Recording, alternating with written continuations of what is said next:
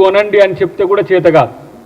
కానీ ఈరోజు సూటిగా ఒక అంశం మీకు చెప్తున్నా, బీఆర్ఎస్కు అనుకూలమైన రాజకీయాలు చేయడానికి బీజేపీ స్పాన్సర్డ్ ప్రోగ్రామే మన పవన్ కళ్యాణ్.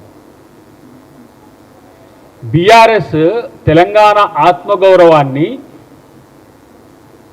ఎక్కడో తాకట్టు పెట్టి, వాళ్ళకు కూడా తెలియదు పాపం, వాళ్ళు భారత రాష్ట్ర సమితిని ఎందుకు పెట్టుకురో కూడా తెలియదు, గుణాత్మకమైన మార్ప వాళ్ళకు మార్పు కోసం చేసుకురో తెలియదు.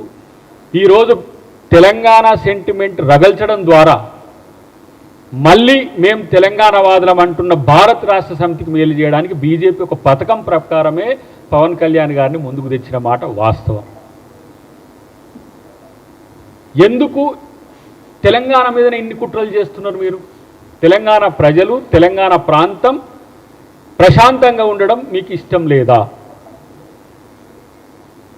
రాజకీయాల కోసం దేనికైనా తెగబడమేనా? ఇది ఆత్మపరిశీలన చేసుకోవాల్సింది మిత్రుడు పవన్ కళ్యాణ్.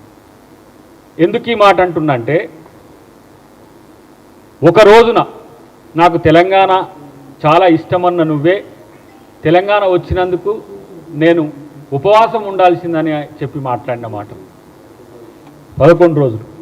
నేనేమంటున్నంటే, ఆంధ్రప్రదేశ్ మీరు మంచిగా పాలించండి, చంద్రబాబు నాయుడు గారు మీరు. మేము అక్కడ కాంగ్రెస్ పార్టీ అధికారంలో లేకపోయినా, రేపు మేము కేంద్రంలో అధికారంలో వచ్చినా మేమే అక్కడ స్పెషల్ స్టేటస్ ఇవ్వగలము, మేమే ఆంధ్రప్రదేశ్ని అభివృద్ధి చెందించగలం. ఆంధ్రప్రదేశ్ పచ్చగా ఉండాలని కోరుకునే తెలంగాణ వాళ్ళం మేము. ప్రాంతాలుగా విడిపోదాం, ప్రజలుగా కలిసి ఉందాం అనుకున్న వాళ్ళం. ప్రజలు నాయకుల మాట విన్నరు, ప్రజలు ప్రశాంతంగా ఉన్నారు, రాజకీయాలే వేడెక్కుతున్నాయి. ఎందుకు? ఇది తెలంగాణ సమాజానికి ఇలా చాలా పెద్ద ప్రశ్నగా ఉంది. రచ్చబండల మీద కూడా రచ్చ అవుతున్నది.